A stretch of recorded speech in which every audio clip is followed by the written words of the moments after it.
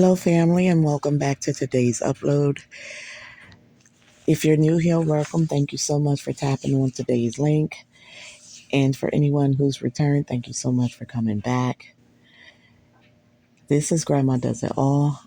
I am a full-time grandma raising my grandkids, and I am currently separated from my hubby. If you tuned into the last upload, please go ahead and tap on the playlist called Struggling After Separation so you can get caught up to where we are thus far. Guys, I want to jump right into today's content and pick up where we left off. So when we last ended, it was me packing up my ex belongings, and I shared with you that he said he went up and down the steps for 8 times, and I never tried to stop him. And he's absolutely 100% correct. I had reached a point where I never wanted to see his face again. I was frustrated, and I'm going to go ahead and be honest. Most of my frustration, and I've shared this with you all before, was about having the kids being let down yet again. I've shared with you guys that my son is incarcerated, and their mother, they have no idea who she is. So I always felt like my babies were given a bad hand. It was the grace of God that I was able to step in and take over the parents' responsibility. So the last thing I wanted to do was ever bring someone in their life that was not going to stay around, that was just going to come in for a few years and kind of play in our face and then cause a ruckus, just running amok like he did and cause a separation, because I never want the kids to have abandonment issues, okay? So the next few days, it was dead silence. There was no contact from my side or his side. On the fourth day, in the middle of the day, I was taking a nap and I received a phone call from one of the older family members. And she was relaying a message from him stating that just leave his mail in the mailbox and he will continue to pick it up. I just politely told her, okay, not a problem, and I hung up the phone. Now, this separation happened near the middle of December, which we were approaching Christmas holidays.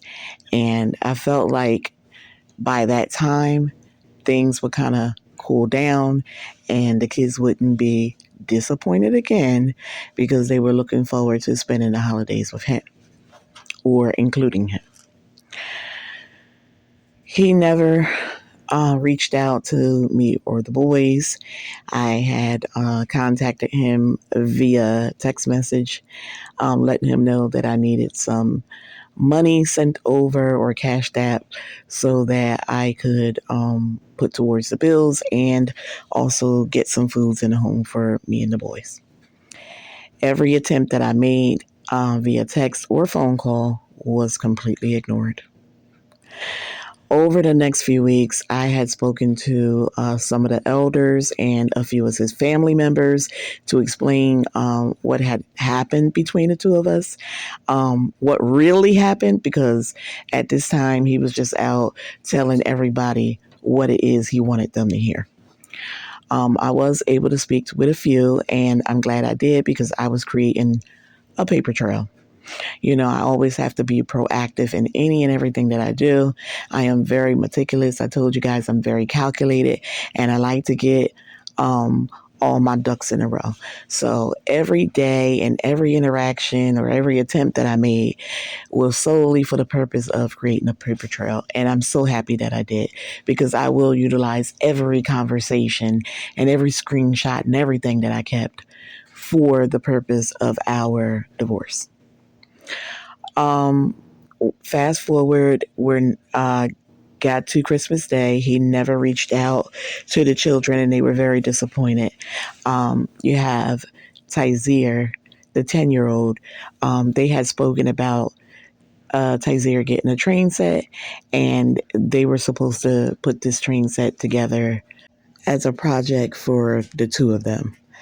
Tyzier never wanted to put that train set together with me or any other visitor to my house.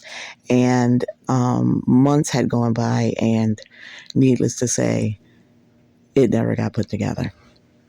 So, I told you guys he's a rolling barber, and he was always the one to cut the boys' hair. So I used to allow the boys to reach out to him, to leave voicemails and so forth, um, so that they can get haircuts. And that's when he shifted everything. Um, he would respond if he heard the boy's voice on the voicemail, but never my own.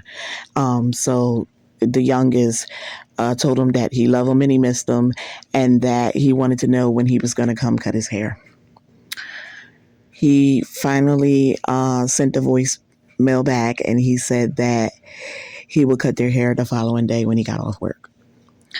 The following day, right about the time he would get off of work, which was about 2:30, he sent a text over to my phone saying for me to take the boys up to the front of the development to my family member's home, and that's where he will cut the hair from now on.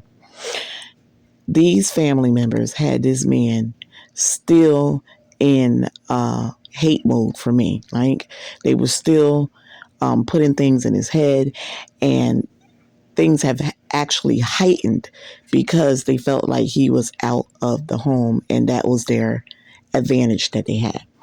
So, with them still talking to him and telling a bunch of lies, he developed more and more hate towards me, and he did not want to speak. So again, I reached out to him for monies for bills and also for food. And again, he ignored. I was able to take the boys to the front of the development to get their haircuts because school was going to start back up, once the Christmas season was over, and I wanted them with fresh haircuts like I always do. Keep in mind, again, he was always hanging out in this development, but he had shared with my family members that his family was so upset with me, and that's because of whatever stories they were all on three ways telling him, that they told him that if he came back into my home, like step foot back into this home, they would disown him. I know that that is a lie.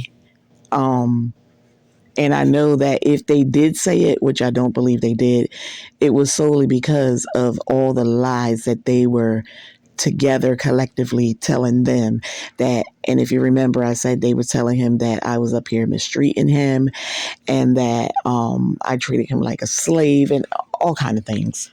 And so that would have caused that disconnect with me and the family members. But I didn't care one way or another, because all I was in search for was my peace. So his friends in the Nigerian community would still reach out, like I told you guys, to me to check up on me and the boys, and to find out my side of the story or my series of events of what took place. So once I shared with his best friend that I had asked for money on a number of occasions and I was not given any, he had went and purchased foods for me and the boys, and he came early one Saturday morning and he dropped it off for us. And he told me that he would do the same in the next 2 weeks, and if I needed anything else, just to let him know. I thought that was very nice.